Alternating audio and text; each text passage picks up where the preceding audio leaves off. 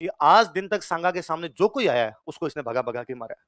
तब उसके एक हाथ नहीं, एक पैर नहीं, एक आंख नहीं, एक कान नहीं, उसके 80 घाव थे। कितने घाव थे? तो सैनिकों ने उसको कहा कि जिसके हाथ नहीं, पैर नहीं, आंख नहीं, कान नहीं, फिर भी लड़ने के लिए आ रहा है, तो मिनख तो नहीं है। डाकी है भाई साहब। अगला राजा लिखो, सांगा।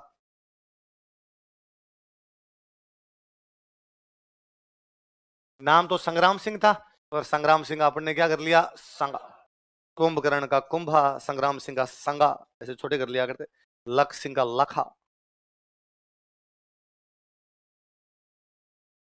तो नाम क्या है? सांगा। देखो यह भी रायमल का बेटा था।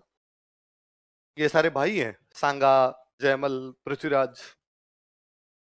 अब जो 13 थे ना रायमल के, उनमें 3 ये मुख्य हैं, पृथ्वीराज, जयमल और सांगा। और ये तीनों शक्तिशाली, बराबर के शक्तिशाली, और तीनों डेली लड़े कि अपने पिताजी के मरने के बाद अगला राजा कौन बनेगा।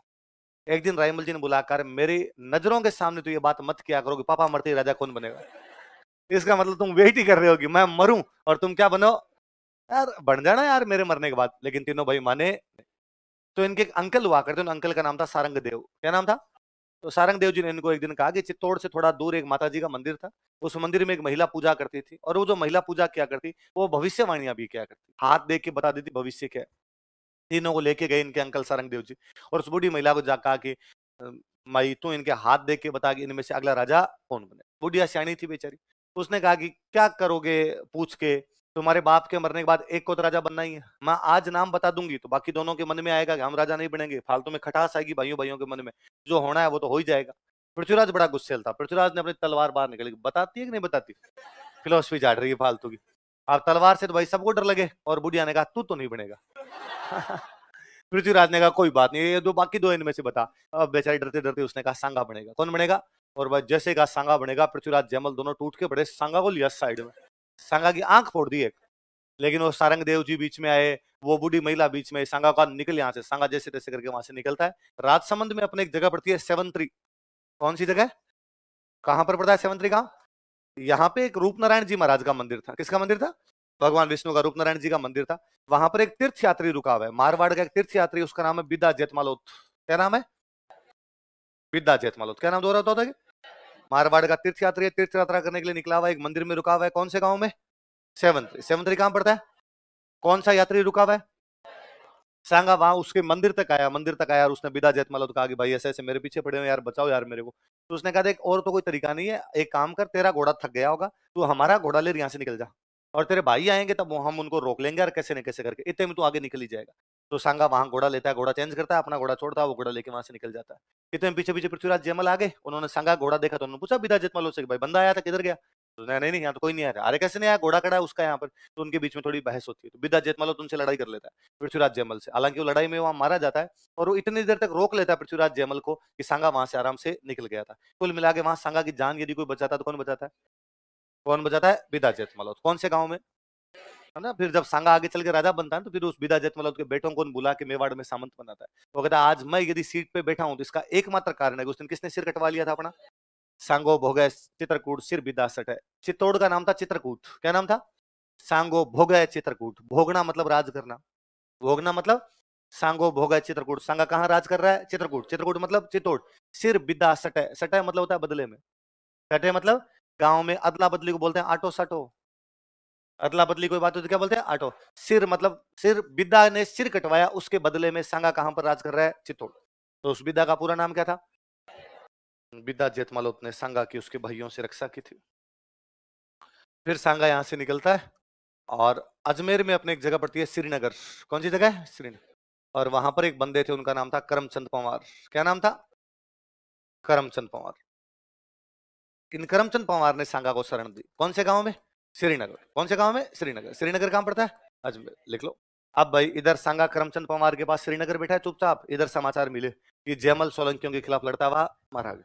समाचार मिले कि पृथ्वीराज को जगमाल देवड़ा ने जहर दे के मार दिया। सांगा के दो भाई खिलाफ थे, जयमल भी मर गया और पृथ्वीराज भी मर गया। अब सांगा ने वापस एंट्री मारी। रायमल जी अब तक जीवते बैठे। अब रायमल का एक ही जो ढंका बेटा है वो बैठा है, वो कौन है? सांगा।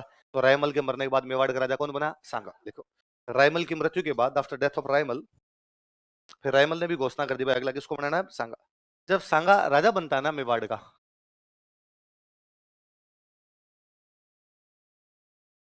मैंने आपको बताया उत्तर भारत में अपने 3 बड़ी रियासतें हुआ करती मेवाड़ के अलावा। एक थी दिल्ली, दिल्ली में उन दिनों राजा हुआ करता, उसका नाम था सिकंदर लोदी। कौन राजा था? कोई पूछेगा कि सांगा के राज तिलक के समय दिल्ली का सुल्तान कौन था, तो दिल्ली का सुल्तान कौन था? सिकंदर लोदी। एक रियासत कौन सी हुआ करती? मालवा। उन दिनों मालवा का जो सुल्तान हुआ करता उसका नाम था नासिर शाह। क्या नाम था? कि सांगा जब राजा बना मेवाड़ का, तब मालवा का सुल्तान कौन था? तो कौन था? नासिर शाह। एक रियासत कौन सी हुआ करती? गुजरात।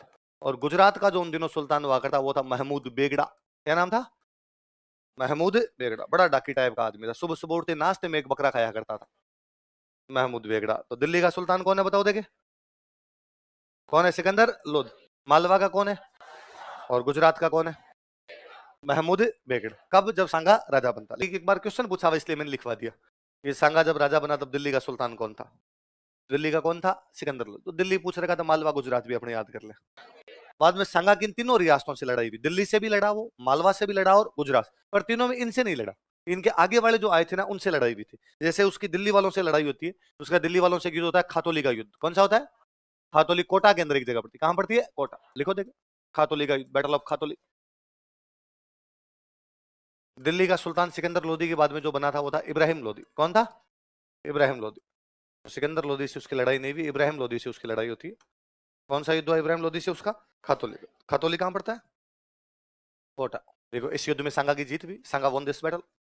इस युद्ध में सांगा की जीत हुई, सांगा वॉन दिस बैटल। एक बार तो इब्राहिम लोधी हार के भाग गया भाई, लेकिन थोड़े दिनों बाद उसको लगा कि यार वन मोर ट्राई, क्या पता इस बार पार पड़ जाए।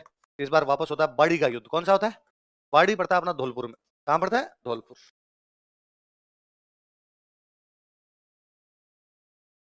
अगले साल वापस आ गया वो तो।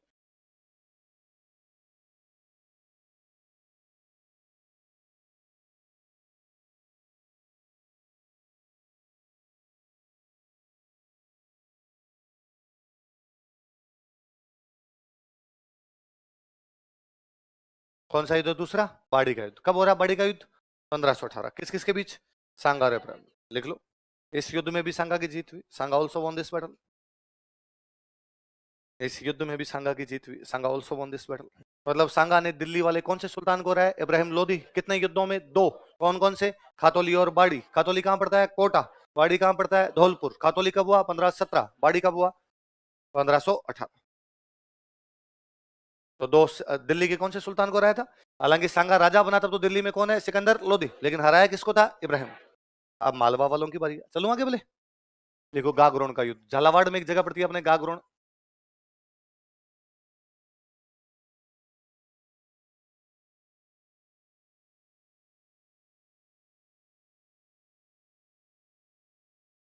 अगले साल भाई, बैटल ऑफ गागरोन। गागरोन झालावाड़ में पड़ती है, झालावाड़ के टच में लगता है मध्य प्रदेश। तो बताओ मालवा वालों के साथ हो गया, गुजरात से होगा? मालवा भाई, गुजरात तो साइड में रह गया, मालवा झालावाड़ के पास में लगता है। और इस दिनों जो मालवा का राजा था उसका नाम था महमूद खिलजी सेकंड। कौन था? कोम्बा के टाइम तो कौन था? महमूद खिलजी फर्स्ट। अब कौन बना हुआ है? महमूद खिलजी सेकंड। कहां का राजा बना हुआ है? मालवा।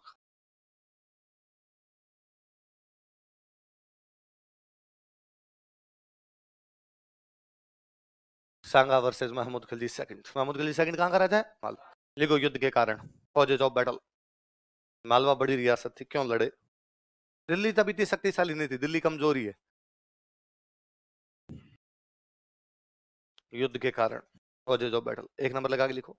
दोनों अपने साम्राज्य का विस्तार करना चाहते थे। वो एक कारण यह था कि मालवा और मेवाड़ वालों में लंबे टाइम से बनती नहीं थी। देख लो कुंभा लड़ा था, फिर रायमल की फिर इनसे लड़ाई हो गई थी, दुश्मनी चली आ रही थी, इस बार वापस लड़ ली। देख लो, मेवाड़ तथा मालवा में लंबे समय से दुश्मनी चली आ रही थी। There had been a rivalry between Mewar and Malwa for a long time. एक कारण सुनना देखो, मालवा में एक जगह पड़ती है, जगह का नाम है चंदेरी। जगह का नाम क्या था? और वहां चंदेरी का जो बंदा है, सामंत है, उसका नाम है मेदिनी राय। क्या नाम है? मालवा में एक जगह है चंदेरी, चंदेरी का सामंत कौन है वहां का? मेदिनी राय। मेदिनी राय इतना शक्तिशाली हुआ कि मालवा का प्रधानमंत्री बन गया। क्या बन गया मालवा का? पहले चंदेरी जैसी छोटी सी जागीर है, लेकिन धीरे धीरे यूं शक्ति बटोरता बटोरता मालवा क्या बन गया? प्रधानमंत्री। और इतना शक्तिशाली प्रधानमंत्री कि जब जी में आए तब तो मालवा में किसी को राजा बना दे, जी में आए तब उसको हटा दे। कुंभा के टाइम में महमूद खिलजी फर्स्ट, सांगा के टाइम में महमूद खिलजी सेकंड। इनके बीच में जितने भी राजा है वो सारे मेदिनी राय की कठपुतली है। जब जी में आती तब मदन राय उसको बनाता, फिर उसको उठा के उसके भतीजे को बनाता, फिर उसको उठा के पहले वाले के बेटे को बना देता। मतलब कठपुतली आते, पपेट्स थे, इसके अलावा कुछ भी नहीं थे। महमूद खिलजी सेकंड को भी यदि किसी ने राजा बनाया, सुल्तान बनाया, तो बनाने वाला कौन है? अब मदन राय चाहता कि महमूद खिलजी सेकंड भी वही काम करे जो मैं चाहता हूँ, पर महमूद खिलजी सेकंड शक्तिशाली हो गया, इसलिए उसने मदन राय की बात मानी, क्या कर दी? बंद। तो इनमें राजा और प्रधानमंत्री में आपस में बननी क्या हो गई? बंद। तो मदन राय पहले तो मालवा की राजधानी में रहता था, मालवा की राजधानी थी मांडू। कौन सी थी? मांडू। और बाद में उसे लगा राजधानी में रहने का मतलब क्या, राजा से तो अपनी बनती नहीं है, और राजधानी में रहेंगे तो कल को राजा अपने को पीट देगा यार, राजा मार देगा अपने को, तो ये चुपचाप वापस आ गया अपना चंदेरी। कहाँ गया? महमूद खिलजी बड़ा नाराज। तो मदन राय की और महमूद खिलजी की बननी क्या हो गई? बंद। तो अब मदन राय कहाँ जाए भाई? तो मदन राय आ गया सांगा के पास। किसके पास आ गया? और सांगा ने उसको रहने की एक जगह दे दी, गागरोन। कौन सी दे दी? उसको लगा चंदेरी रहूंगा तो महमूद खिलजी अटैक करेगा, तो उसको रहने के लिए क्या दे दिया? गागरोन। तो अब गागरोन किसका दिया हुआ है? मदन राय को। और मदन राय की किससे नहीं बनती? तो महमूद खिलजी ने कहा तू गागरोन नहीं भले पाताल लोक चला जा, ढूंढ के मारूंगा। इसलिए महमूद खिलजी ने मदन राय को मारने के लिए कहां पर अटैक कर दिया? गागरोन। कहां पे कर दिया? गागरोन। तो मदन राय ने सांगा कहा कि भाई तूने मेरे को गागरोन भेजा था कि महमूद खिलजी तो मेरे को पीटने के लिए कहां आ रहा है? गागरोन। सांगा ने कहा तुम वही खड़ा रहा, 10 मिनट में आ रहा तेरा भाई। सांगा किसकी तरफ से लड़ने के लिए गया है? मदन राय की तरफ से। और बाद किससे लड़ता जाके? महमूद खिलजी। तो महमूद खिलजी और सांगा के बीच में लड़ाई का कारण मदन राय है। लड़ाई कारण कौन है? जो कि कहां का सामंत है? किसने शरण दे दी उसको? सांगा ने। किसके खिलाफ? और कौन सा किला दे दिया? लिख, तीसरा कारण लिख। सांगा ने महमूद खिलजी के विद्रोही मदन राय को शरण दी थी। मदन राय के कोष्टक में चंदेरी लिखना, मध्य प्रदेश में जगह, तथा इसे गागरोन का किला दे दिया था, and Gagron fort was given to him. तो 3 कारण, दोनों अपने साम्राज्य का विस्तार करना चाहते हैं, लंबे टाइम से दोनों में बनती नहीं, पर लंबे टाइम से नहीं बनती, पर अभी क्या कारण इस वजह से लड़ ली? तो अभी क्या कारण आपका? मदन राय। कहां का मदन राय? चंदेरी। किसका विद्रोही है? महमूद खिलजी का। शरण कौन दे रहा है? सांगा। कौन सा किला दे रहा है? गागरोन। इसलिए युद्ध कहां पर हो रहा है? लाइन चेंज करके लिखो, कारण हो गए। इस युद्ध में भी सांगा जीत गया, सांगा वोन दिस बैटल। इस युद्ध में भी सांगा जीत गया, सांगा वोन दिस बैटल। सांगा का एक सेनापति था, उसका नाम था हरिदास चारण। क्या नाम था? ये महमूद खिलजी भाग रहा था, हरिदास चारण पकड़ लाता है इसको। सांगा दरबार में बैठा, हरिदास चारण पकड़ के लेके आया। सांगा ने पूछा अरे कौन है, किसको पकड़ लाया? उन्होंने सर वो महमूद खिलजी भाग रहा था, मैं पकड़ लाया। अरे शाबाश मेरे चीते, मैं तुम्हें गांव में 12 गांव गिफ्ट में देता हूँ। कितने गांव दान में देता? तो कितने गिफ्ट में गांव दिए थे? किसको? Gifted him 12 village. कई दिन तो महमूद खिलजी को यहाँ बिठा के रखा, फिर महमूद खिलजी ने हाथ जोड़े कि काली गांव तेरी, इस बार धूड़ खाई दोबारा धूड़, इस बार मिट्टी खाई धूड़ खाई, आगे से धूड़ खाऊंगा। तो सांगा ने कहा बात छोड़ दे, तो बाद में छोड़ दिया था। तो महमूद खिलजी बेचारा चुपचाप चला गया। इधर गुजरात वालों से लड़ाई होगी। गुजरात वालों के जो राजा था उसका नाम था मुजफ्फर शाह। क्या नाम था? उसके साथ जो लड़ाई हुई, युद्ध का नाम है ईडर का युद्ध। क्या नाम है? ईडर पड़ता है आपका गुजरात में। कहां पड़ता है? लिख लो, बैटल ऑफ ईडर।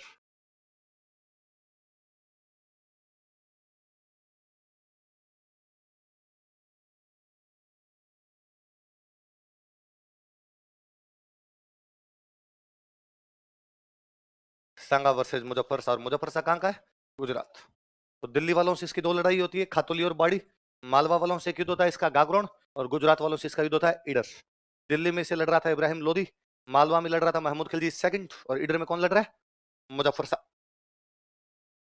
युद्ध के कारण, कॉजेज ऑफ बैटल। एक तो वही घिसा पिटा लिखो, दोनों अपने साम्राज्य का विस्तार करना चाहते थे। Both of them wanted to expand their empire. दोनों अपने साम्राज्य का विस्तार करना चाहते थे।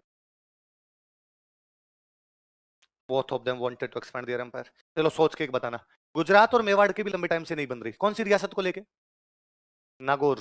किसको लेके? क्योंकि कुंभा का कहना था कि शम्स खान को मैंने बनाया तो टैक्स मुझे दे, और शम्स खान भाग के किसके पास चला गया था? गुजरात वालों के पास। इसलिए वो कहते थे गुजरात हमारे अंडर। कौन सी रियासत को लेकर दुश्मनी थी? देखो, नागौर को लेकर मेवाड़ तथा गुजरात में लंबे समय से दुश्मनी चली आ रही थी। There had been a rivalry between Mewar and Gujarat regarding Nagaur.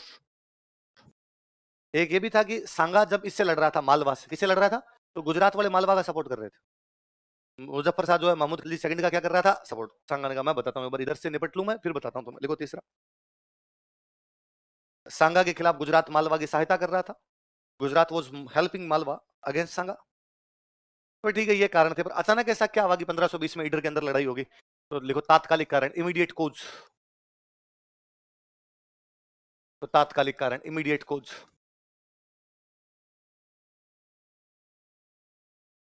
Idar का उत्तराधिकार संघर्ष,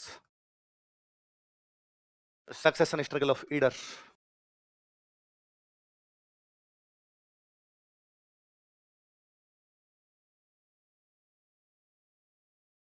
कौन सी रियासत के उत्तराधिकार के चक्कर में लड़ पड़े थे? जैसे कुंभा और जो गुजरात वाले किसके चक्कर में लड़े थे, नागौर। इस बार सांगा और गुजरात वाले कौन सी रियासत के चक्कर में लड़ पड़े, ईडर। अब सुनना देखो एक बार, ध्यान देना। क्या था ईडर का उत्तराधिकार संघर्ष? ईडर में दो भाई राजा बनना चाहते हैं। एक भाई का नाम है भारमल, एक भाई का नाम है रायमल। कौन कौन दो है बताओ देखे। ये ईडर अब तो गुजरात के अंदर ही एक जगह पड़ती है, किसी टाइम में गुजरात से अलग एक रियासत हुआ करती। दो राजा बनना चाहते हैं, कौन कौन है बताओ, भारमल और रायमल। भारमल मुजफ्फर शाह से सहायता मांगता है। किससे सहायता मांगता है? मुजफ्फर शाह कहाँ का राजा? गुजरात। मुजफ्फर शाह के पास गया और मुजफ्फर शाह जाका भाई तू मेरी क्या कर सहायता। मुजफ्फर शाह को लगा ठीक है, पास की किसी छोटी रियासत में मेरे फेवर का बंदा बना रहे, ठीक है। आपने आज भी हर देश चाहता है कि उसके पास पड़ोस में उसके फेवर की गवर्नमेंट बनी रहे। हम हमेशा चाहते हैं श्रीलंका में, बांग्लादेश में, नेपाल में, भूटान में ऐसी गवर्नमेंट बने जो भारत को सपोर्ट करे, ऐसी गवर्नमेंट नहीं बने जो पाकिस्तान को या चाइना को सपोर्ट करते हैं। पहले राजा भी ये चाहा करते थे। तो भारमल किसके पास चला गया? मुजफ्फर शाह। मुजफ्फर शाह ने भारमल की सहायता की और भारमल को कहां का राजा बना दिया? तो मिला किसको हटा दिया? रायमल। रायमल भाग गया सांगा के पास। रायमल किसके पास है? रायमल की शादी हो रखी थी यहाँ मेवाड़ में, सांगा की बेटी के साथ रायमल की शादी हो रखी थी। तो रायमल आया, उसने कहा भाई मेरे को ससुर जी उधर से हटा दिया। सांगा ने कहा मैं चलता हूँ। तो सांगा किसकी सहायता करने के लिए गया? किससे लड़ने के लिए? भारमल। भारमल को सहायता कौन कर रहा है? मुजफ्फर शाह। तो भारमल ने मुजफ्फर शाह कहा कि भाई तू बना के तो गया था पर इधर पंगा हो गया। और रायमल किसको बुला के लेके आ रहा है? मुजफ्फर शाह ने कहा डरने की कोई आवश्यकता नहीं है, तेरा भाई तेरे पीछे खड़ा है, मैं इधर आ रहा हूँ, तू वहीं खड़ा है। तो अब दोनों इकट्ठे हो गए, भारमल और मुजफ्फर शाह। सांगा ने दोनों को सल्टाया एक साथ। तो इधर की लड़ाई में कौन कौन भाई भाई लड़ रहे हैं बताओ? भारमल और रायमल। मुजफ्फर शाह किसका सपोर्ट कर रहा है? सांगा किसका? तो कोई पूछेगा सांगा तथा गुजरात कौन सी रियासत के उत्तराधिकार की वजह से लड़ पड़े थे? कुंभा तथा गुजरात कौन सी रियासत के कारण लड़े थे? नागौर। कौन सी कारण? इस युद्ध में भी सांगा की जीत हुई। सांगा ऑल्सो वन दिस बैटल। इस युद्ध में, कौन से युद्ध में? ईडर। इस युद्ध में भी सांगा की जीत हुई। सांगा ऑल्सो वन दिस बैटल। कुल मिला के सांगा ने ईडर का राजा किसको बनवा दिया? रायमल। हालांकि रायमल थोड़े दिनों बाद मर जाता है। फिर भारमल सांगा के पास आया, इसने कहा भाई रे अब तो मर गया, अब तो बना दे। तो रायमल के मरने के बाद सांगा ने किसको राजा बना दिया था? और सांगा ने कहा जो भी बनेगा बनेगा वही जो मेरा फेवर करेगा, जो मेरी तरफ आएगा वो बनेगा, मुजफ्फर शाह की तरफ जाएगा उसको मैं बनने नहीं दूंगा। तो सांगा ने दिल्ली के इब्राहिम लोदी को कौन कौन से युद्धों में रहा? खातौली और बाड़ी। उसने मालवा के महमूद खिलजी सेकंड को कौन से युद्ध में रहा? घाघरों। उसने गुजरात के मुजफ्फर शाह को कौन से में रहा? कुल मिला के उत्तर भारत में मेवाड़ के अलावा तीन बड़ी मुस्लिम रियासतें हैं, दिल्ली, मालवा, गुजरात। सांगा के जब जी में आता तब उनको उठा उठा के मारता। तो इसका मतलब उत्तर भारत का निर्विवादित रूप से सबसे बड़ा राजा कौन था? कौन था? इधर दिल्ली का राजा कौन है? इब्राहिम लोदी। कौन है? इब्राहिम लोदी अफगान है। इब्राहिम लोदी कौन है? अफगान, अफगानिस्तान का था, अफगान था। इसके पिताजी का नाम है सिकंदर लोदी और सिकंदर लोदी के पिताजी का नाम था बहलोल लोदी। कौन थे? ये अफगानों के तीन राजा बने, बहलोल लोदी, सिकंदर लोदी और इब्राहिम लोदी। अफगानों में एक सिस्टम है कि अफगान ये मानते हैं हम सब बराबर है, हमें कोई छोटा या बड़ा, ठीक है, हमारा राज आ गया तो एक राजा बनेगा, पर वो ये नहीं कि बाकी पे हुक्म चलाता फिरे, वो भी हमारे बराबर है। इसलिए बहलोल लोदी ने जब अफगानों का राज्य स्थापित किया तो बहलोल लोदी तो बेचारा बाकियों की इतनी बातें मानता था कि वो कभी सिंहासन पर भी नहीं बैठा। वो हमेशा अफगानों के नीचे ही बैठता था, साथ में बैठता था और बाकी उसके कहता ठीक है मैं राजा बन गया पर मैं तुम्हारे बराबर ही हूँ, बताओ मेरे लायक कोई काम हो तो बता दो। कई बार तो उसको बाकी अफगान इतना डराते थे वो रोने लग जाता था कि मैं हट जाऊंगा, ऐसे मत करो प्लीज, डराओ मत मेरे को। क्योंकि बहलोल लोदी एकदम वो ग्राउंड से आया था कि भाई अफगानों ने लड़ाई लड़ी और लड़ाई लड़के कब्जा किया था। अब बहलोल लोदी का बेटा राजा बनता है सिकंदर लोदी। कौन बनता है? वो सिंपल आदमी नहीं, वो राजा का बेटा है। वो राजा का बेटा। तो उसने कुर्सी पर बैठना शुरू किया कि सिंहासन पर बैठूंगा। अफगानों को यह भी बड़ा बुरा लगता है कि सिंहासन किस बात का, नीचे बैठते हैं सारे। उसने कहा चलो मैं सिंहासन बैठता हूँ, तुम भी कुर्सियां लगा लो, मैं थोड़ा ऊंचा बैठ जाऊंगा और तुम इधर बैठ जाओ। सिकंदर लोदी के टाइम में ठीक ठाक आ गया। अब सिकंदर लोदी के बाद कौन बना? इब्राहिम। उसका तो बाप भी राजा था, दादा भी, तीन पीढ़ियों से राजशाही देख रहा था, उसमें एटीट्यूड पूरा था। उसने कहा खाली मैं बैठूंगा, तुम खड़े रहो। इसलिए अफगान इब्राहिम लोदी से बहुत ज्यादा परेशान थे। अफगानों को लगता था यार ये हमारा ईगो हर्ट कर रहा है बंदा, इस प्रकार की बातें इसको करनी नहीं चाहिए। तो उसके दो चाचा उससे बड़े नाराज चल रहे हैं, दौलत खान लोदी और आलम खान लोदी। कौन कौन है? दौलत खान लोदी और आलम खान लोदी। और वो इब्राहिम लोदी को हटाना चाहते हैं। उनको लगता है यार कल का छोरा हमें आगे खड़ा रखता है, खुद सीट पर आगे बैठता है और उनकी पार नहीं पड़ रही, क्या किया जाए क्या नहीं किया जाए। उधर मध्य एशिया में थोड़े शक्ति संतुलन, जो पावर ऑफ बैलेंस है, बैलेंस ऑफ पावर है, वो वहां पे गड़बड़ा रहा है। उज्बेकिस्तान एक देश है, नाम सुना है? उज्बेकिस्तान नाम सुना होगा। उज्बेकिस्तान एक देश है, उज्बेकिस्तान की राजधानी है समरकंद। उन दिनों राजधानी क्या हुआ करती? समर। आप तो चाहते पहले वो समरकंद, उस समय मुख्य उनका शहर हुआ करता, समरकंद राजधानी उनकी। समरकंद का राजा बनना चाहता है एक आदमी, उस आदमी का नाम है बाबर। क्या नाम है? वो मुगल है। वो कौन है? मुगल। मंगोल मंगोल थे, मंगोल मंगोल मंगोल करते करते वो सब क्या बन गया? मुगल। और बाबर कहां का राजा बनना चाहता है? समरकंद। और उसका चाचा राजा बन गया। कौन बन गया? तो उसने बाबर को कूट पीट के निकाल दिया। तो बाबर अफगानिस्तान से भाग के आ गया, सॉरी उज्बेकिस्तान से भाग के आ गया अफगानिस्तान। कहां पर आ गया? और काबुल के पास में बैठ के अपना टाइम पास कर रहा है। बेचारा वापस जाए उज्बेकिस्तान की तरफ, समरकंद की तरफ, अपने चाचा को हराने के लिए, लेकिन उनका चाचा उसको मारपीट करके वापस भगा दे।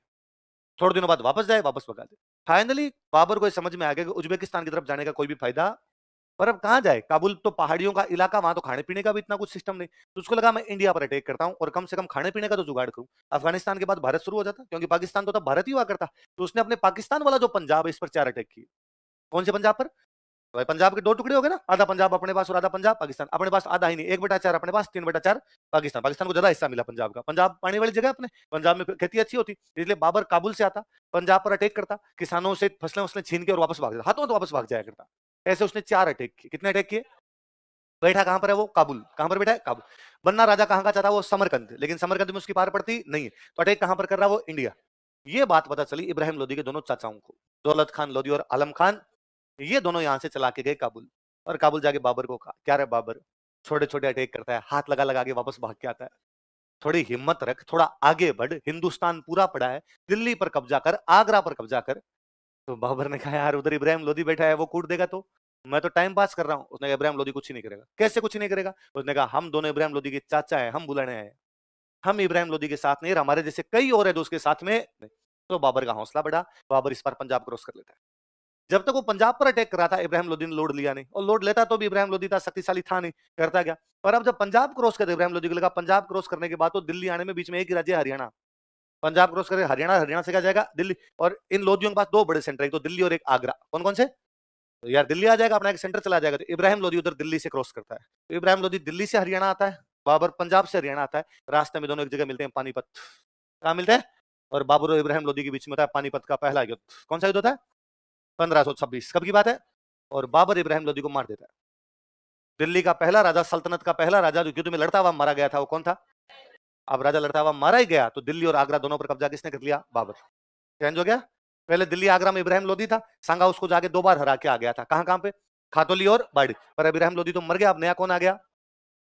अब बाबर दिल्ली आगरा आ गया, तो बाबर का भी जी चला, बाबर को लगा मैं राजस्थान की तरफ जाऊं। सांगा कहता है कि नहीं, राजस्थान मेरा, तो इधर आने की आवश्यकता नहीं। तो अब वापस दिल्ली से लड़ाई होगी, पर अब दिल्ली का राजा चेंज, और दिल्ली का राजा कौन है? बाबर ने दिल्ली और आगरा दोनों से थोड़ा थोड़ा नीचे की तरफ आने का प्रयास किया। वो दिल्ली से भी राजस्थान की तरफ बढ़ने का प्रयास करता है, आगरा से भी राजस्थान की तरफ आने का प्रयास करता है। आगरा से जब राजस्थान की तरफ आते हैं, अपने आता भरतपुर। भरतपुर में अपने किला था बयाना। कौन सा किला था? तो भरतपुर नहीं हुआ करता था, बयाना होता था। इसलिए बाबर कहां पर कब्जा कर लेता है?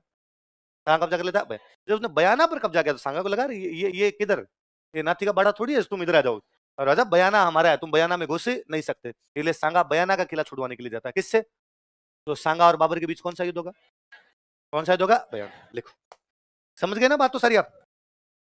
आगे इंडियन हिस्ट्री पढ़ोगे तो भी सारी बातें जो मैंने बोली वहां लिख लोगे, और अपने यहां लिखने के काम की नहीं है, तो इसलिए मत लिखो बोले। बैटल ऑफ बयाना, भरतपुर में अपने बयाना जगह, यहां पर युद्ध होता है आपका। वैलेंटाइन डे से ठीक 2 दिन बाद। किस किस के बीच में? सांगा और बाबर। किस किस के बीच में हो रहा है बताओ? सांगा और बाबर।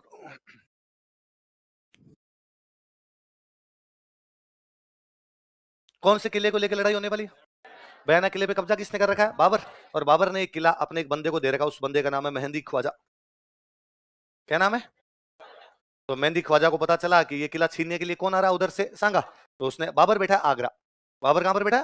तो उसने आगरा मैसेज किया बाबर को, भाई बाबर, ये किला तू मेरे को देके गया था, पर सुना यार सांगा नाम का कोई बड़ा राजा इधर आ रहा है। उसने कहा चिंता मत कर, तू अपने किले के अंदर है, मैं सेना और भेज रहा हूँ। और बाबर ने अपना एक सेनापति और भेज दिया, उस सेनापति का नाम था सुल्तान मिर्जा। क्या नाम था? तो बयाना की रक्षा के लिए पहले से तो कौन बैठा हुआ है वहां पर? मेहंदी ख्वाजा। एक और सेनापति कौन आया किससे लड़ने के लिए? सांगा ने दोनों को एक साथ धोया। देखो, इस समय बयाना का किला मेहंदी ख्वाजा के पास था, लेकिन सुल्तान मिर्जा बाबर का सेनापति था। Sultan Mirza was commander of Babur. Sultan Mirza Babur का सेनापति था। Sultan Mirza was commander of Babar.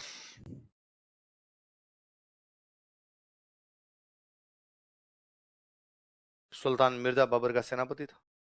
इस युद्ध में भी सांगा की जीत हुई। सांगा ऑल्सो वॉन दिस बैटल। इस युद्ध में भी सांगा की जीत हुई। सांगा ऑल्सो वॉन दिस बैटल। अब सांगा कौन से किले पर कब्जा कर गया? बयाना। कहां पे कब्जा कर गया? जब बयाना पे कब्जा किया तो बाबर की आंखें खुली, और बाबर को लगा कि अब वो बयाना पे कब्जा कर गया, और अब सांगा ने कहा इस बार अब पूरा खत्म ही करो किस्सा, आगरा पे करते हैं। कहां कब्जा करते हैं? उधर इब्राहिम लोदी मर गया था बाबर के खिलाफ लड़ता हुआ। इब्राहिम लोदी का छोटा भैया महमूद लोदी। कौन है? महमूद लोदी। महमूद लोदी सांगा के पास आ गया, और उसने सांगा को कहा कि भाई पहले अपनी नहीं बनती थी आपस में, पर अब अपने दोनों का दुश्मन एक है। हमारा दुश्मन भी बाबर, तेरा दुश्मन भी। जिन लोगों के दुश्मन एक होते हैं, आपस में क्या बन जाते हैं? अच्छे दुश्मन का दुश्मन क्या है? दोस्त। लोदियों का दुश्मन कौन? बाबर। बाबर का दुश्मन कौन? सांगा। तो सांगा किसका दोस्त हो गया? तो सांगा ने महमूद लोदी का, ठीक है तुम मेरे साथ आ जाओ, मिलके लड़ेंगे, आगरा पे कब्जा करेंगे, इस बाबर को मारेंगे और मैं तुम्हें वापस क्या दिलवा दूंगा? तुम्हारा आगरा। इसलिए महमूद लोदिया अफगान जो है वो भी किसके साथ आ गए? सांगा। बाबर को लगा यार दोनों मिल गए और दोनों मिलके बड़ा गठबंधन बना लेंगे तो मेरे को मारेंगे, ये दोनों मिलके कुछ बड़ा करे इससे पहले मैं इनको रोकने की कोशिश करूं। तो अब बाबर उधर आगरा से निकला है। बाबर कहां से निकला है? आगरा। इधर ये लोग बयाना से आगे बढ़े, रास्ते में एक जगह पड़ती है खानवा। कौन सी जगह है? तो इस बार बाबर और सांगा कहां पर आमने सामने हो रहे हैं? खानवा। इस युद्ध के 1 महीने बाद आमने सामने हो रहे हैं। देखो खानवा का युद्ध,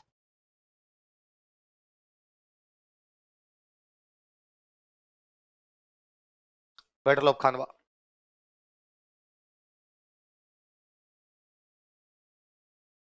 देखो 15 मार्च, 17 मार्च, सॉरी 17 मार्च 1527, भरतपुर में खानवा नाम की जगह। पहले वाले के ठीक 1 महीने बाद यहां पर आमने सामने हो रहे हैं वो लोग।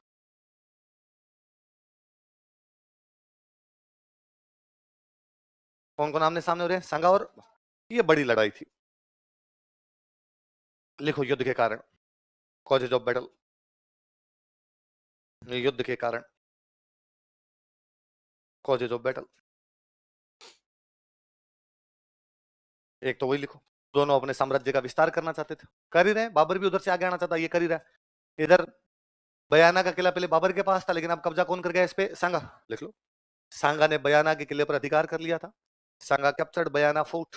अच्छा, सांगा जब चित्तौड़ से निकला था ना, तो बाबर ने 2 जगह कब्जे कर रखे, एक तो दिल्ली और आगरा। सांगा के दिमाग में दोनों जगह हमला करेंगे अपने, तो वो खुद तो आगरा की तरफ गया क्योंकि बाबर कहां बैठा है? आगरा। और उसने अपनी एक सेना दिल्ली की तरफ भी भेजी। वो जो दिल्ली की तरफ सेना गई ना, उसने दिल्ली के आसपास के 200 गांव पर कब्जा किया।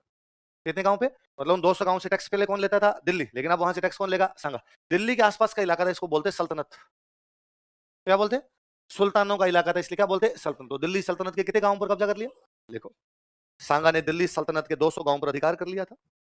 सांगा कैप्चर 200 विलेज ऑफ दिल्ली सल्तनत।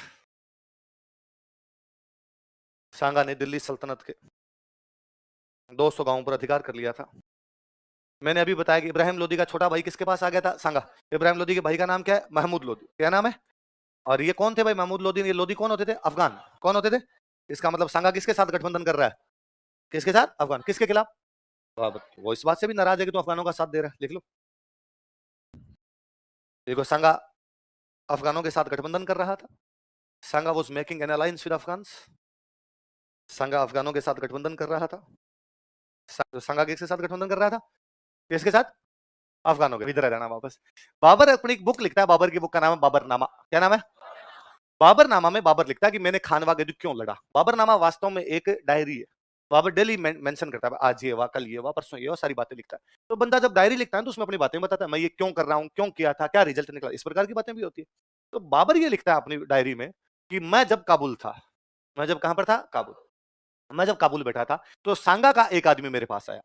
किसका आदमी? और उसने आगे कहा कि भाई बाबर, मैं सांगा का आदमी हूं और भारत में इब्राहिम लोदी हमें बहुत परेशान कर रहा है, हम इब्राहिम लोदी से परेशान हो गए, प्लीज बाबर हमारा साथ देने के लिए आ, इब्राहिम लोदी को मार, हम तेरे साथ खड़े रहेंगे। तो बाबर कहता है मुझे भारत बुलाने वाला कौन था? सांगा। मैं इसके बुलाने पर भारत में आया था, पानीपत के पहले युद्ध में इब्राहिम लोदी से लड़ा था, लेकिन इस सांगा ने मेरे को बुला तो लिया, लेकिन जब मैं इंडिया आ गया इसने अपनी सिम चेंज कर ली, इंस्टाग्राम फेसबुक मेरे को ब्लॉक कर दिया और इसने मेरे को कोई रिप्लाई नहीं दिया। कहने का मतलब है इब्राहिम लोदी के खिलाफ इसने मेरी सहायता, बुलाया इसने और फिर सहायता नहीं की। मैं इसका घमंड तोड़ना चाहता हूँ। इसने वादा तोड़ा, प्रॉमिस तोड़ा, मैं इसका घमंड तोड़ना चाहता हूँ। हालांकि बात पूरी झूठी है, क्योंकि इस बाबर को बुलाने वाले थे दौलत खान लोदी और आलम खान लोदी। फिर एक बार बात मान भी लेंगे, क्या पता सांगा ने भी आदमी भेजा हो, तब लगता है कि यार सांगा कम से कम इब्राहिम लोदी के लिए तो नहीं भेजेगा। इब्राहिम लोदी को उसने गेंद बना रखी थी, है ना, खातोली। और है ना, आपने कभी सोच के देखना, है ना, हिस्ट्री केवल फैक्ट का खेल नहीं है। आप सोचो, खातोली का युद्ध कहां पर है? कोटा। बाड़ी का युद्ध कहां पर है? धौलपुर। बाड़ी आगरा से 60 किलोमीटर है, 60-70 किलोमीटर का गैप है आगरा की और बाड़ी के बीच। लोदियों की राजधानी है आगरा। लोदियों की राजधानी कहां है? इब्राहिम लोदी की राजधानी कौन सी है? आगरा। सांगा की राजधानी कौन सी है? चित्तौड़। सांगा चित्तौड़ से बाड़ी जाके इब्राहिम लोदी को कूटता है, मतलब उसके घर में घुस के। आप आगरा के पास जाके मार रहे हो।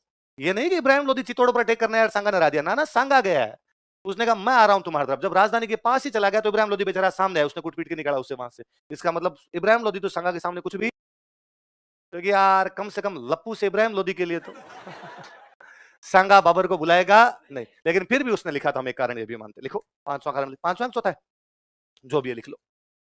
लिखो, बाबरनामा के अनुसार, अकॉर्डिंग टू बाबरनामा, बाबरनामा के अनुसार, अकॉर्डिंग टू बाबरनामा, बाबरनामा के अनुसार, अकॉर्डिंग टू बाबरनामा, सांगा ने बाबर को भारत आमंत्रित किया था। सांगा इनवाइटेड बाबर टू इंडिया। सांगा ने बाबर को भारत आमंत्रित किया था। सांगा इनवाइटेड बाबर टू इंडिया।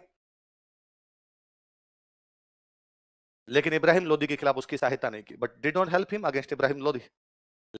ये तो युद्ध के कारण है, ठीक है।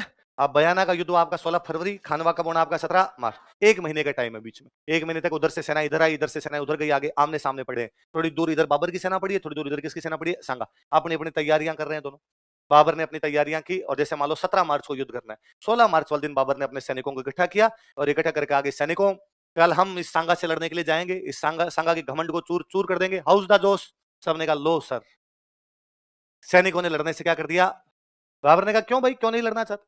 अच्छा, बाबर के सैनिकों के नहीं लड़ने के पीछे 2-3 कारण है। एक कारण तो यह था कि बाबर जब काबुल से अपनी सेना लेकर रवाना हुआ था, तो इससे पहले वो पंजाब पर 4 अटैक कर चुका था और पंजाब पर वो केवल पैसे लूट के वापस भाग जाया करता था। तो इस बार भी वो यही कह के लाया था कि देखो पंजाब में थोड़े थोड़े पैसे मिलते हैं, इस बार अपने दिल्ली और आगरा चलेंगे, वहां थोड़े ज्यादा पैसे मिलेंगे, पैसे लेके अपने के आ जाएंगे वापस। इसलिए उसके साथ सैनिक आए थे।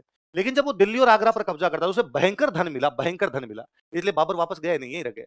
जबकि दौलत खान लोधी, आलम खान लोधी इसलिए लाए थे कि तू वहां कब्जा करके हमें दे देना। लेकिन बाबर ने कहा ना ना ना, मैं रखूंगा। और बाबर अपनी बाबरनामा में लिखता है, अब हमें काबुल की गरीबी फिर नहीं चाहिए, दोबारा उस लिचड़ खाने में हम जाएंगे, भूख मर गए, वहां चने खा खा के टाइम पास कर रहे थे। यहाँ दिल्ली और आगरा में रुपए, इतने रुपए मिले थे बाबर को दिल्ली आगरा में कि उसने काबुल के हर आदमी को एक एक चांदी का सिक्का दिया था। तो भयंकर धन मिला, तो उसने जाने से क्या कर दिया, मना। अब राजा तो ठीक है जाने से मना कर देगा, पर फौजियों ने कहा कि सर हमारे वहां से संदेश से आते हैं, है ना, घर में एक बूढ़ी माँ वाली हालत हो रखी यार, और हमें वापस जाना है यार, तेरे चक्कर में हम यहाँ पर बैठे में। एक तो वो कारण है। दूसरा कारण ये था कि मुसलमान राजाओं में एक अच्छी बात ये थी कि वो सामने वाले दुश्मन की पूरी जासूसी करवाते। तो जब बाबर ने सांगा की जासूसी करवाई तो पता चला कि आज दिन तक सांगा के सामने जो कोई आया है उसको इसने भगा भगा के मारा है। तब उसके एक हाथ नहीं, एक पैर नहीं, एक आंख नहीं, एक कान नहीं, उसके 80 घाव थे। कितने घाव थे?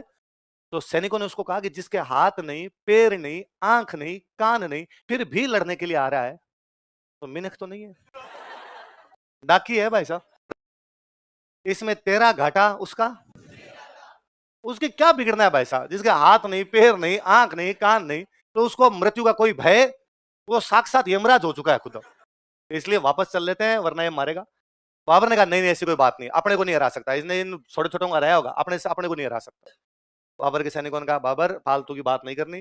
बाबर ने कहा हम मुगल है, हम कैसे हार सकते हैं। उसने कहा ये मेहंदी ख्वाजा सुल्तान मिर्जा भी मुगल ही है और इनका वीडियो पड़ा है हमारे पास, महीने भर पहले इसने धोतियां खोल ली थी इनकी। सुल्तान सुल्तान मिर्जा ने कहा प्लीज वीडियो डिलीट करवा दो, ये कोई तरीका नहीं होता है। तो बाबर को लगा मरा दिया फौजी, और बात भी सही थी, फौजियों की जेन्युइन बात थी उनकी। भाई आप ऐसे जगह लड़ने के लिए जा रहे हो जहां का राजा बहुत ज्यादा शक्तिशाली है, आप इतने दिन हो गए तो आपको वापस अपने घर की भी याद आ रही है, मरमुरा जाओगे तो वापस घर ही कैसे पहुंचोगे। तो बाबर ने अपने सैनिकों को उत्साहित करने के लिए, उनको मोटिवेट करने के लिए बाबर ने एक भाषण दिया। और बाबर कहता है कि तुम्हें क्या लगता है कि बाबर खुद के लिए लड़ता है? उनका लगता नहीं है, लगना अलग चीज होती है। बाबर ने कहा तुम्हें क्या लगता है कि बाबर अपने साम्राज्य विस्तार के लिए लड़ता है? उनका हाँ। बाबर ने कहा नहीं, तुम गलत सोचते हो, बाबर ना खुद के लिए लड़ता है, ना साम्राज्य विस्तार के लिए लड़ता है, बाबर इस्लाम के लिए लड़ता है। ये मजहब की लड़ाई है। अल्लाह ताला ने मुझे फरमाया है कि धरती के इस छोर से लेके उस छोर तक, मैदानों में, पहाड़ों में, पठारों में, मरुस्थल में इस्लाम का झंडा फहराना, इसलिए कल मैं जिहाद करूंगा। क्या करूंगा? जो धर्म के लिए लड़ाइयां होती हैं उनको क्या बोला करते? मैं जिहाद करूंगा। और यदि तुम मेरे साथ आओगे तो ठीक है, यदि तुम साथ ना भी आओगे तो मैं अकेला लड़ूंगा। अगर मैं जीत गया तो मैं गाजी बन जाऊंगा। क्या बन जाऊंगा? वे योद्धा जो धर्म की लड़ाइयां करते उनको क्या बोला करते थे? और मर भी गया तो मुझे कोई गम नहीं है, मैं जन्नत जाऊंगा, शहीद हो जाऊंगा। क्या हो जाऊंगा? तुम लड़ना चाहते हो तो देख लो। अब तो धर्म की, मजहब की, अल्लाह की, इस्लाम की बातें की सैनिकों में थोड़ा थोड़ा दोष है। पर एक आधे कोई फौजी साहब इंटेलिजेंट थे, फौजा बड़े उनका रुक रुक बाबर, एक सवाल का जवाब। हाँ, उनका तेरे मुंह से मजहब, इस्लाम, अल्लाह, कुरान की बातें अच्छी नहीं लगती। कैसे? क्या कुरान शरीफ ये भी कहती है कि शराब पीना हराम है और दारूड़ी है, सुबह शाम पीता है तू। बाबर ढंका दारूड़ी आदमी था, उसकी बाबरनामा पढ़ लो तो जगह जगह लिखता है आज सुबह सुबह मैं उठा, शरीर टूट रहा था, फिर 2 एक पेक लिए तब जाके तंदुरुस्ती आई। दोपहर में तो मैं नहीं पीना चाहता था, तो रिश्तेदार आ गए थे, अब रिश्तेदारों को सूखा खाना तो कैसे खिलाया जाए, उनके चक्कर में 2 पेक लिए। शाम को तो मौसम ही ठंडा हो गया था, पूरे दिन पिया हुआ रहता था। और बाबर जब भाषण दे रहा था तब भी उसके हाथ में गिलास था। ऐसा भाषण आदमी पी के दे सकता है? दारूबाज आदमी। इस्लाम में यह भी है कि शराब नहीं पीनी चाहिए मुसलमान को, और तू शराब पीता है। और बाबर को लगा मामला गंभीर है, बाबर ने गिलास फेंक दिया। बाबर ने कहा बाबर कसम खाता है कि आज के बाद शराब के हाथ नहीं लगाएगा। उस सैनिकों ने कहा सर पेटी पड़ी है अंदर अपना, बाबर ने कहा फेंक दो ये भी। तो बाबर इस युद्ध से पहले क्या नहीं पीने की सौगंध खाता है? एक भोसा बुरगड़। उनका सर एक प्लीज प्लीज एक सवाल और बताओ। इस्लाम ये भी कहता है कि मुस्लिम राजा मुस्लिम व्यापारियों से कर नहीं लेगा। मुस्लिम राजा मुस्लिम व्यापारियों से कर नहीं लेगा। और बाबर मुस्लिम व्यापारियों से कर लिया करता था, तमगा। कौन सा कर लिया करता? और कहा यार बाबर तुम मुस्लिम व्यापारियों से तमगा लेते हो। बाबर ने कहा मैं कसम खाता हूं कि आज के बाद किसी भी मुस्लिम व्यापारी से तमगा। बाबर इस युद्ध को क्या घोषित कर देता है? ये धर्म की लड़ाई है, मेरी व्यक्तिगत लड़ाई नहीं है। आज के बाद मैं शराब के हाथ नहीं लगाऊंगा। आज के बाद मुस्लिम व्यापारियों से क्या नहीं लूंगा। अब थोड़ा जोश है, पूछा उसने, हाउस द जोश? सबने कहा हाई सर। उसने शराब नहीं पीने की प्रतिज्ञा की। He took oath not to take liquor. उसने शराब नहीं पीने की प्रतिज्ञा की।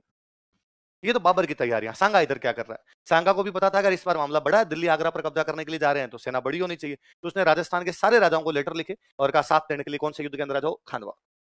तथा खानवा के युद्ध में सहायता के लिए बुलाया and called them to help in battle of Khanwa के लिए बुलाया। अब कौन कौन गए उसकी सहायता करने के लिए? मैं एक लंबी चौड़ी लिस्ट बना रहा हूं, आप उतारिए फिर अपने याद करेंगे। कई बार को सुमेलित करो टाइम में पूछ लेते हैं, याद हो जाएंगे। अभी याद करने की कोई आवश्यकता नहीं, वैसे ही याद हो जाएंगे अपने।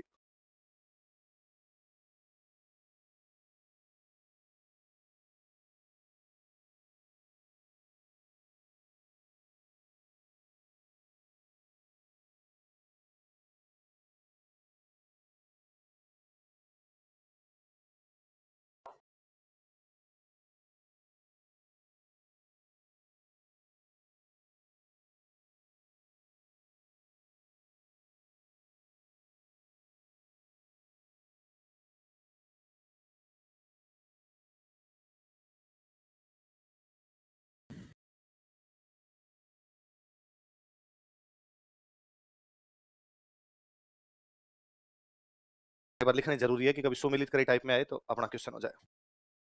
दोबारा बताओ। देखो, आमेर से कौन गया लड़ने के लिए? पृथ्वीराज। कौन गया? पृथ्वीराज। मारवाड़ से कौन गया? अब सुनना, देखो उस समय मारवाड़ का राजा हुआ करता गंगा। मारवाड़ का राजा कौन था? इसके आगे लिख लो राजा गंगा।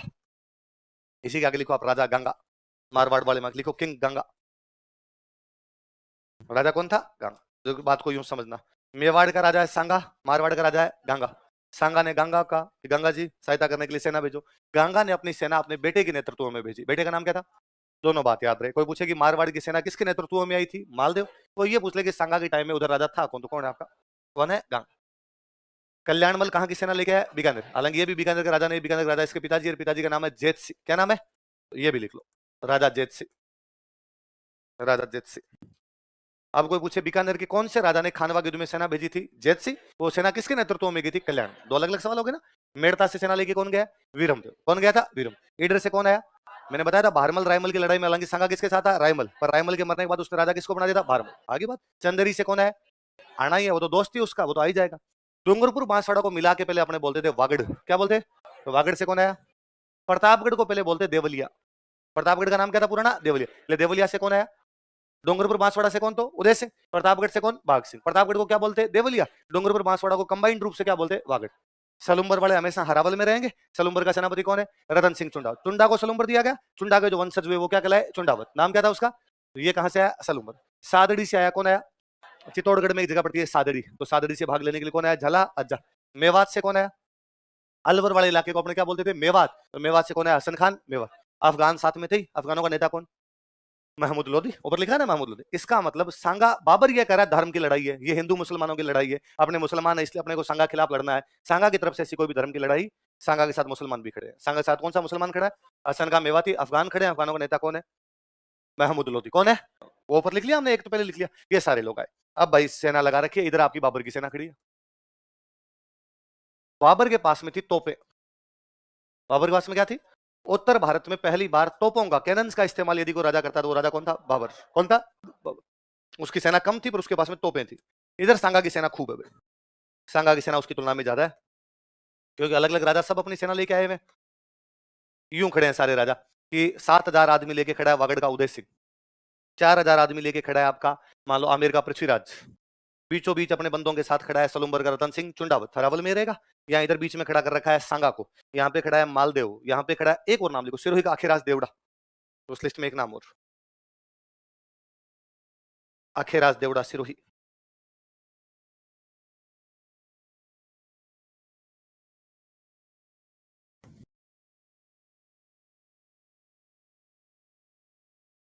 सिरोही का कौन आया था? अखेराज देवड़ा। लिख लिया ना। तो यहाँ मान लो अखिराज देवड़ा, यहाँ कोई दूसरा उदय सिंह खड़ा या वाघ सिंह खड़ा, सब अलग अलग अलग अपने अपनी सेना लेके खड़े। अब शुरुआत में लड़ाई शुरू हुई तो बाबर की तरफ से क्या चलने लगी? तोपे। क्या चलने लगी? अपने वालों ने तोपों का युद्ध ही नहीं देख रखा। पहली बार तोपें बाबर ही इधर लेके आया अपने राजस्थान की तरफ, बाबर ही उत्तर भारत में तोपें वो लेके आया था, इसलिए अपने लिए आउट ऑफ सिलेबस हो गया। ये समझ में नहीं आ रहा यार, क्या किया जाए क्या नहीं किया जाए। इसलिए आगे वाली जो सेना खड़ी थी, ये जो आगे आगे खड़ी है, ये सेना मरने लगी। अपने एक दिक्कत और हुआ करती थी, आपने जिसे वागड़ का उदय सिंह 7,000 आदमी लेके आया, उदय सिंह खुद भी लड़ेगा, ये नहीं कि उदय सिंह बैठ दे सैनिक लड़ दे। अपने सेनापति राजा खुद लड़ा करते थे। मुसलमानों में जो राजा या मुख्य सेनापति तो पीछे बैठ के देखते, वो बाकी तुम लड़ो तुम ये करो करा कर। अब वागड़ वाला उदय सिंह खुद लड़ रहा है। मान लो युद्ध शुरू हुए 10 मिनट हुए और 10 मिनट में वागड़ का उदय सिंह मर गया। गोली तो किसी की लग सकती है, उदय सिंह की लग गई। उसके साथ में मान लो 7,000 फौजी आए थे। कितने फौजी आए? अब वो 7,000 नहीं लड़ेंगे, वो बाहर चले जाएंगे।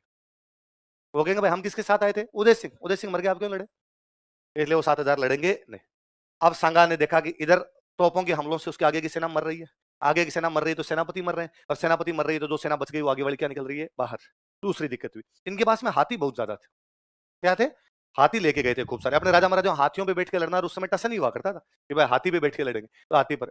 हाथियों ने भी तोपें पहली बार देखी थी, हाथियों के लिए भी तो ये अचंबा ही था। और वो भयंकर जब तोपों के घोड़े आए तो हाथी पागल हो गए, और पागल हाथी इधर उधर भागने लगे। हाथी के साथ समस्या कि जब भागेगा तो किसी को भी देखेगा नहीं, अपनी सेना को कुचलने लगे।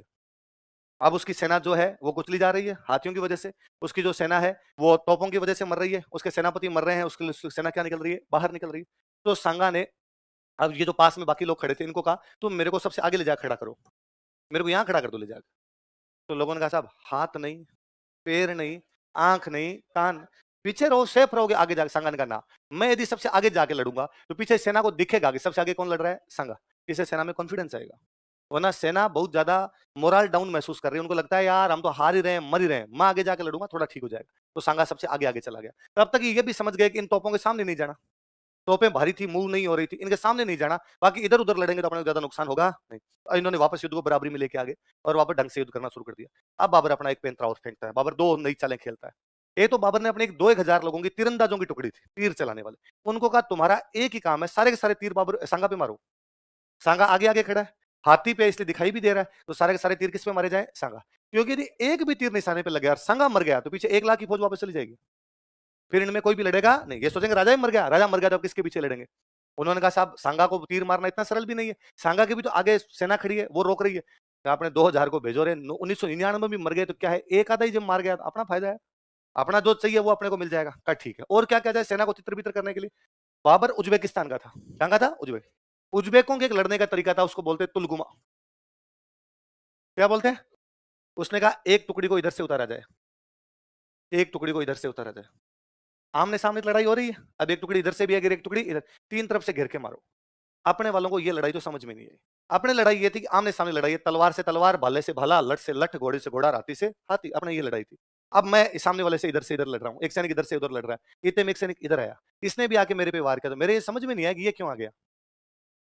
अपने लड़ाई तो थी नहीं, तो अपने वालों ने कही कहा कि चीटिंग है चीटिंग, सामने से प्लीज इधर से आओ, तब तक वो मार मुर गए। इधर ये सेना आगे वाली जो पंक्तियां ये ढहने लगी तो उन लोगों ने सांगा पे तीर मारे, सांगा पे तीर मारे तो सांगा को एक तीर लगा। सांगा हाथी हाथी में बैठने की जगह होती है, उसको बोलते हैं होदा। क्या बोलते हैं? होदा। उस होदे में गिर गया, पीछे मरा फिर भी नहीं वो, और वो पीछे गिर गया। अब जब हाथी सबसे सबसे आगे यहाँ पर एक बंदा खड़ा है, वो गिर रहा है, पीछे वालों को सबको दिखेगा ना, और पीछे वालों को जैसे दिखा कि सांगा गिर गया, उनको लगा सांगा मर गया, सेना लौट गई। इन्होंने कम्युनिकेट करने की कोशिश भी की। मेवाड़ में एक रिवाज था कि जब भी सेना लड़ने के लिए जाएगी तो सेनापति तो हमेशा कौन होगा? सलुम्बर का। और यदि राजा घायल हो गया या राजा किसी भी कारण से युद्ध से बाहर जाएगा तो सादड़ी का झाला लड़ेगा। कौन लड़ेगा? सादड़ी का। राजा वाला जो मुकुट है वो राजा वाला मुकुट धारण करके सादड़ी का झाला लगेगा, ताकि ये लगे कि राजा लड़ रहा है। तो इन्होंने हाथों हाथ सांगा को नीचे उतारा, झाला अज्जा को मुकुट पहना के हाथी पर बिठाया, लेकिन तब तक देर हो गई और सेना मिसकम्युनिकेट कर गई। सेना धीरे धीरे वापस हट गई, ये युद्ध हार गए। तो खानवा युद्ध में किसकी जीत हुई? लिखो। घायल होने के कारण, ड्यू टू इंजरी, घायल होने के कारण due to injury,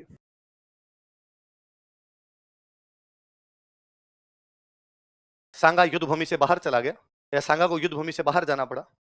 Sanga had to move out from battlefield, Sanga को युद्ध भूमि से बाहर जाना पड़ा। Sanga had to move out from battlefield, Sanga को युद्ध भूमि से बाहर जाना पड़ा। Sanga had to move out from battlefield. अतः झाला अज्जा ने युद्ध का नेतृत्व किया। झाला अज्जा कहां का है? चादड़ी। अतः झाला अज्जा ने युद्ध का नेतृत्व किया। सो झाला अज्जा लेड बैटल। पता है झाला अज्जा ने युद्ध का नेतृत्व किया। सो झाला अज्जा लेड बैटल, झाला अज्जा ने युद्ध का नेतृत्व किया। लाइन चेंज करी लिखो, इस युद्ध में बाबर की जीत हुई, बाबर वॉन दिस बैटल। इस युद्ध में बाबर की जीत हुई, बाबर वॉन दिस बैटल। और जो धर्म की लड़ाइयां लड़ते हैं उनको, धर्म की लड़ाइयां जीतते हैं उनको क्या बोलते हैं? गाजी। क्या बोलते हैं? इस युद्ध में बाबर की जीत हुई, बाबर वॉन दिस बैटल। तथा उसने गाजी की उपाधि धारण की, and he adopted title of Ghazi. तथा उसने गाजी की उपाधि धारण की, and he adopted title of Ghazi. कौन सी उपाधि धारण की? गाजी। तथा उसने गाजी की उपाधि धारण की। धर्म योद्धा, रिलीजियस वॉरियर जो हुआ करते उनको क्या बोला करते थे? गाजी। कौन सी उपाधि धारण की उसने? उसी दिन उसने शाम को खूब दारू पी। कहा साहब आपने छोड़ दी थी, उसने कहा ना, इट्स टाइम टू डिस्को। आज ढंग से पे, बाकी कल पढ़ेंगे।